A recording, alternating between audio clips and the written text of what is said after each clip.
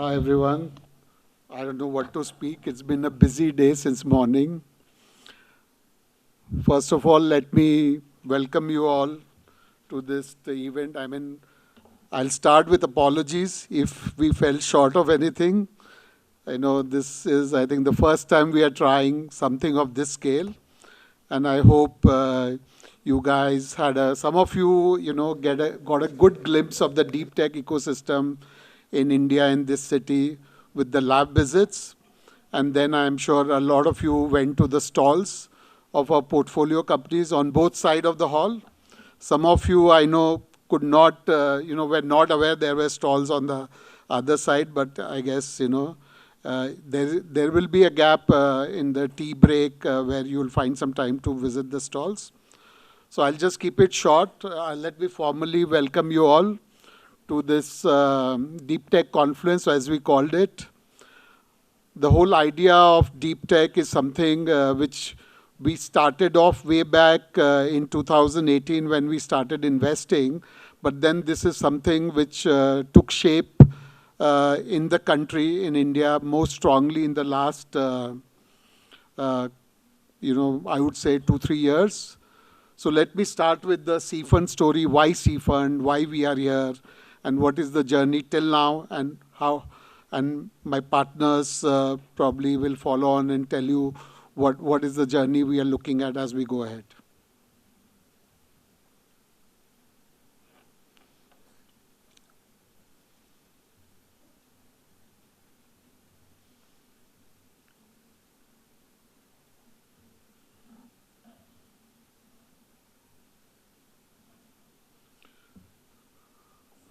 So, one question is why did we start this fund? None of us, have been iBankers or wealth managers or fund managers in the past. None of we have largely been operating businesses. We have either done our own businesses or we have been part of large corporates, conglomerates where we have built businesses.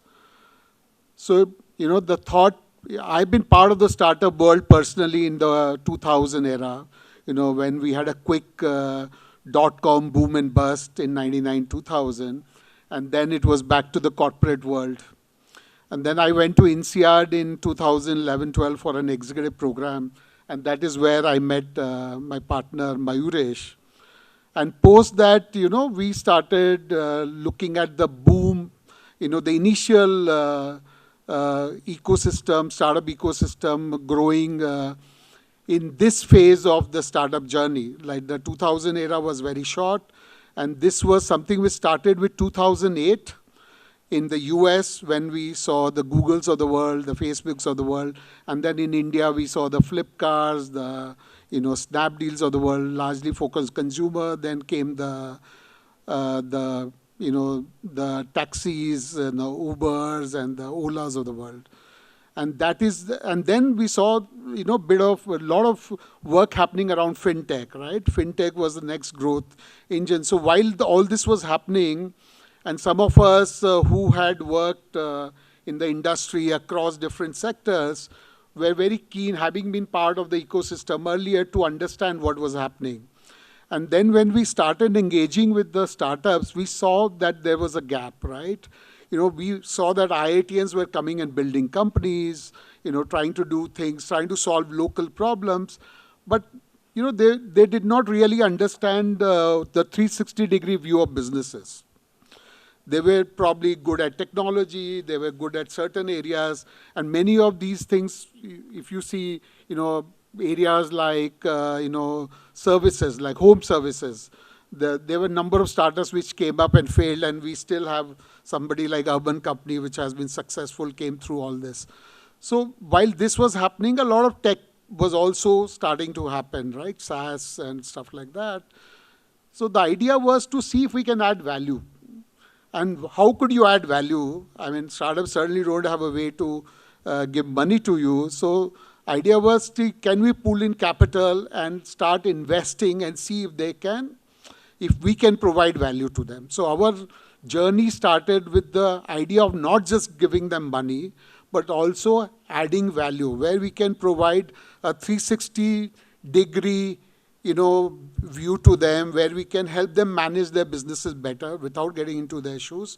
And then certainly there were, enablers, like there was angel networks, there was money, starting to flow in. There were policies which were encouraging. Like 2016, we had the first Startup India fund of fund and stuff like that. Government had started a lot of initiatives, early grants and stuff like that. So that was the thought with which we started. This is the team. You will hear from others as we go along. I will not get into the details of each one, as you can see, and many of you have known us, so you know that each one of us have worked in the industry across years. Some of us have built businesses, scaled businesses, and Agam, who is the youngest member of the team, joined us, some time back. So probably he will also talk to you later in the day. So this was the Fund 1 journey, where we invested in 14 startups. We started our journey with investing in a very well-known media startup, Inc. 42, in 2018, and went on to invest in technology startups like Wixo, ClueTrack. You have all seen ClueTrack outside, I guess. Gen Robotics, a very well-known startup. In fact, the government of Kerala has given them the tag of the Navratna of Kerala. They've done doing some amazing work. Then we went on to invest in multiple companies, FinSol, doing very interesting work. So a lot of these startups, if you see, have done very impactful work. Like FinSol enables insurance premium financing for healthcare, I think, which is an important need. Advaris, Best Dog, Advaris, is enabling fraud, credit monitoring and fraud monitoring in banking sector. Anastrat, People First is going live, and Pathfinder. So the journey continued. We have, done reasonably well in the fund. We, an average of about 5.5 years of investing life, we are at about 4.5x MOIC. That is multiple of invested capital. And then we are at 34% gross IRR, 25% net. Early this year's numbers, 3 full exits. We have 3 partial exits ongoing.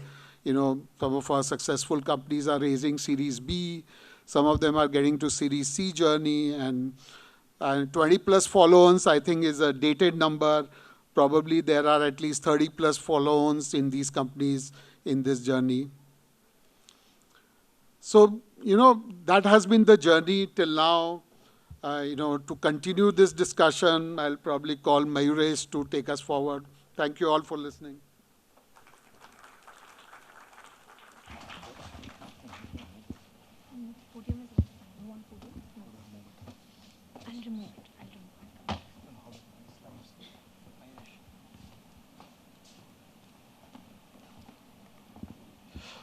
Thank you. Thank you for being here.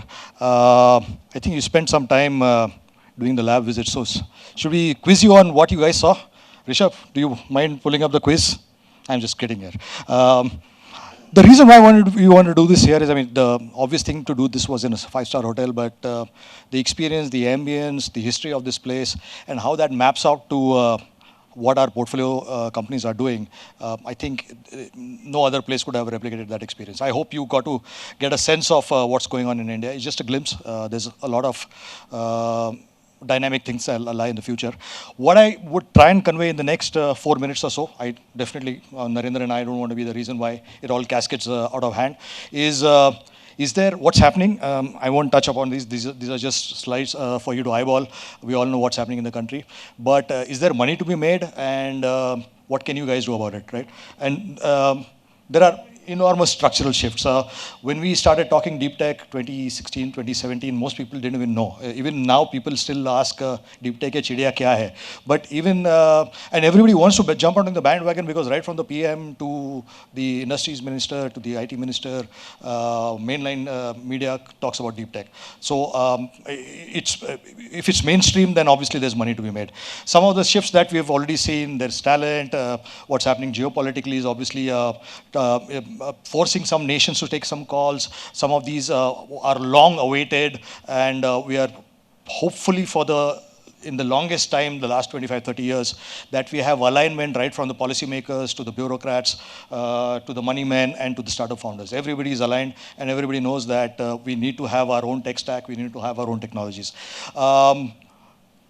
We always have been fielding calls by founders, but I think in our view, and I'm sure the small fraternity of deep tech VC funds like us will agree that there were a few calls about founders trying to figure out what's happening in India, and it's become a flood. So my view is whatever is happening in the US, if you look at it and play this game really well, I think this is an opportunity that should not go begging. There's private capital aligning, there's policy tailwinds, there's the NRF scheme. Funds like us have played roles in policy making and having structures like NRF, like RDIF. And most of us in the room may have gone and studied in the US. And we were crying out for having a replica of what's happening on DARPA, what's happening in the National Science Foundation. And we have something similar. It's not going to be overnight that we'll have academia and industry working fantastically well, but we'll definitely not take 80 years. It may still be a 15, 20, 25-year journey, but it will not take as long as the US has taken. And that brings us to deep tech. Let me tell you one very interesting fact. We've always had our Prime Minister talking about Amrit Kal, 2047, 100 years of independence. Very interestingly enough, 2003, China was at about $4 trillion. Roughly the level that we are in. The rupee depreciation has cut up a full $1 trillion, so we should have been closer to 5, but we are 4 trillion. And China is at about $16 trillion. So in a period of about 21, 22 years, they've grown 4x. We are talking big numbers, but we've gone through a pandemic, we've had wars, we've had recession, we've had all kinds of conflicts in restricted geographies. We'll have more of the same. So even if we were to have the same journey as China has had, we will be a $16 trillion economy. And that is an enormous amount of value unlock. And where will all that value unlock come from, right? There's obviously the consumption economy, which by all accounts will amount to about $1 trillion, but the rest of the money is going to come from these sectors. We've almost exhausted whatever has happened on the bit side of things. AI is the latest trailer of what's happened, but the atom side of things was always hard, and for the longest time, guys like us wouldn't touch it with a barge pole. But when the 800-pound gorilla in the industry starts talking about a thesis on smart manufacturing, you know that there's money to be made. I mean, for whatever reasons, software didn't talk well to hardware. Hardware was commoditized. We didn't have IoT. We didn't have sensors. We didn't have ways of making it faster, cheaper, better. There's already semiconductors, there's already AI, and there's quantum waiting in the wings. So all of this is going to give a huge ballast to how the future is going to transpire. And we've made a concerted effort that our portfolio as of now, and even more so by the end of this fund, starts reflecting some of these areas.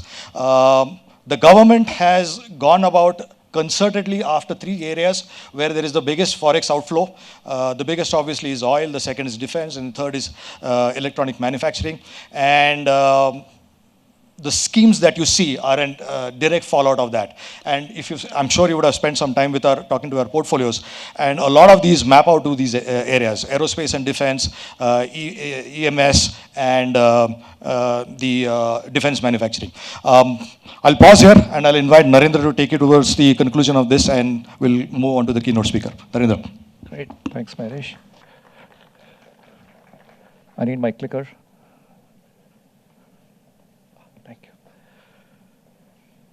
Anybody here not heard of NVIDIA? I hope everybody's heard of NVIDIA, right?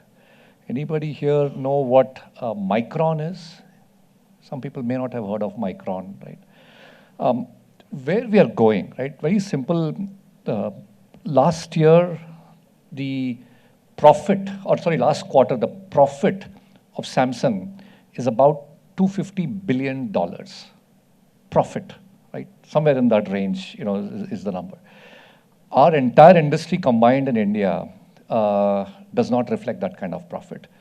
NVIDIA is, I lost track, Arvind, is it what, 3 trillion, 4 trillion? You guys in the Bay Area just put some clock to it and it's just going, right?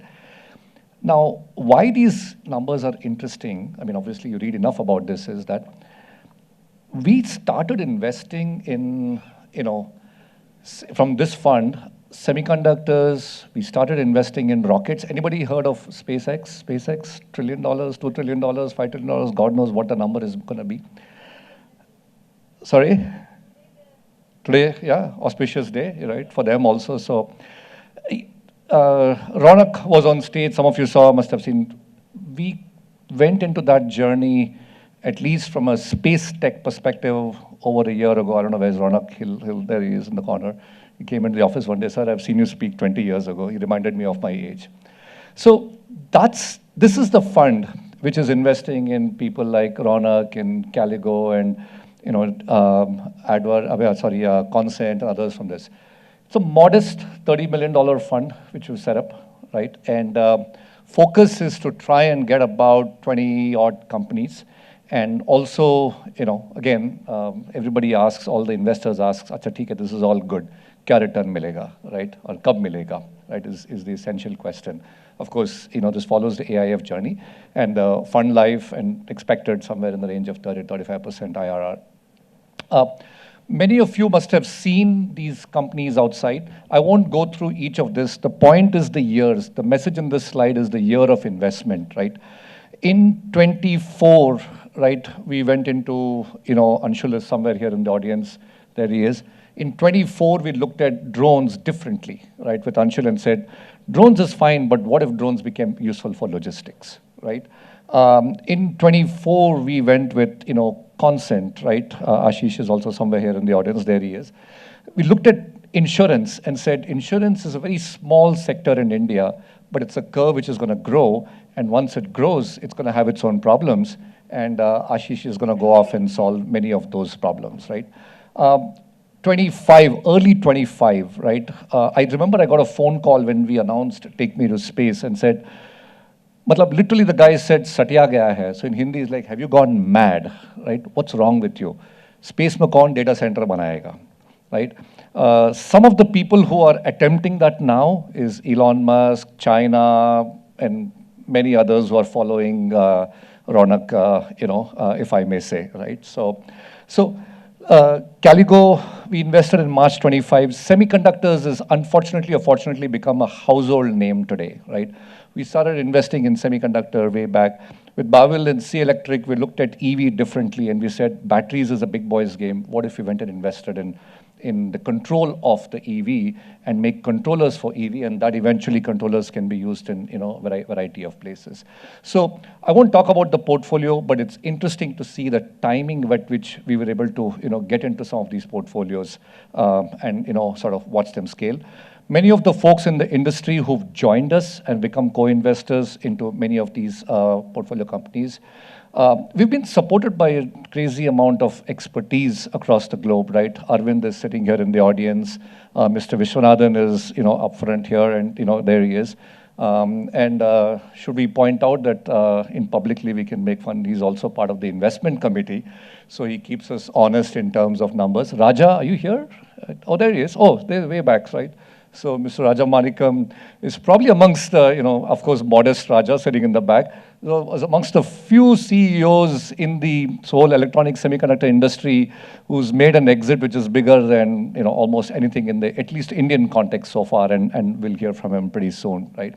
Mr. Mailaswamy, we'll hear from him and watch the journey also of how India has gotten into the map. And it looks like my time is up, and that's why they turned off. So the timing of investments, the team which helps us, and many more advisors, of course, is critical.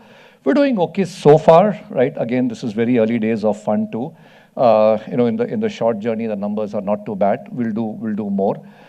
For the investors, that's one thing that somebody asked me outside, which is, how come you're involved with these companies so much, right? And that's the difference, at least. Manoj touched on this point in the start, which is we want to work with these founders to help them grow. Capital is one part of it. Of course, we'll make the capital investment, but work with them, help them grow, make the connections.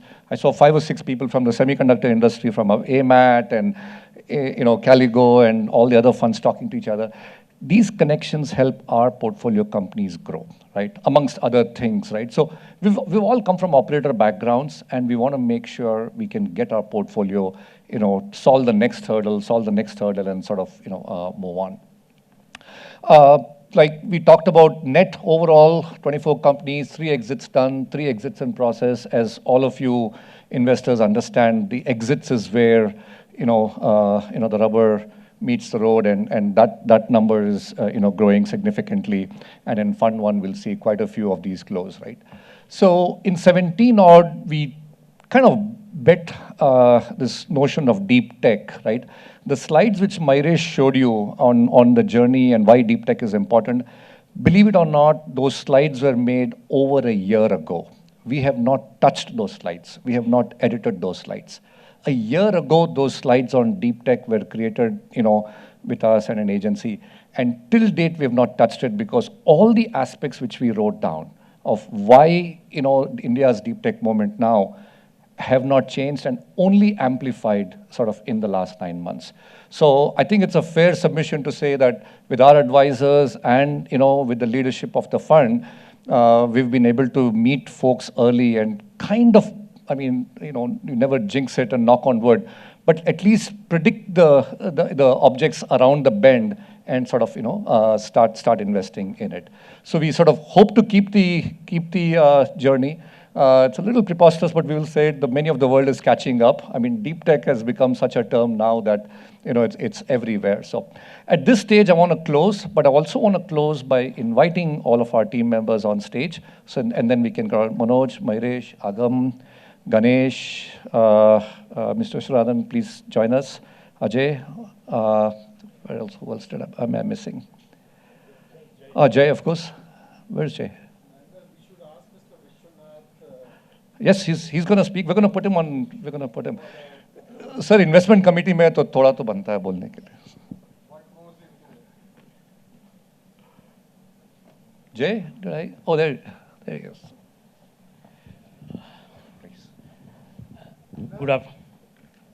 Good afternoon. It's a total surprise for me. I was not told that I'll have to speak. When I saw the photograph, I saw how much changes have happened. My hairline has slimmed. My hair is great, much more than what it was. Well, it has been a fantastic journey with Seafund. In fact, I was introduced to Myresh and Manoj at that time through a common friend. I didn't know them. They said they are starting a fund. Would you like to be involved? They want some help on compliance and all. I said, okay, let us take a chance. So I went, sat with them. And still, I had not committed at that time to invest or anything. And I had not even committed what my role will be, because I wanted to feel how good they are. But let me tell you, after 6 months, I went to Manoj and Myresh and told, can I invest in this fund also? Will there be a conflict, or can I invest also? So that is how it started. I'll tell you, of course, Narendra joined us much later, but it is a fantastic team of Myresh, Manoj, Narendra, and Agam, of course, the baby of the team. And of course, people like Ajay and all have been with the fund right from the beginning. So at the investment committee, I see these are the sort of investment which they said, about 25 investments. We would have seen at least 2,000 companies, 2,000 opportunities we would have seen. So, and there is very heated discussions on each of these investments. It's not a consensus always. It's always a debate as to whether we should go for it or whether we should, whether we'll make money for our investors and all. Thankfully, God has been with us and the investments have come out well. In the fund 2, it has been doing even better. And thanks to the induction of the newer people, it has been doing fantastically well. So I thank all the investors for reposing faith in them, in us, and I'm sure we'll do much better in the coming years. Thank you.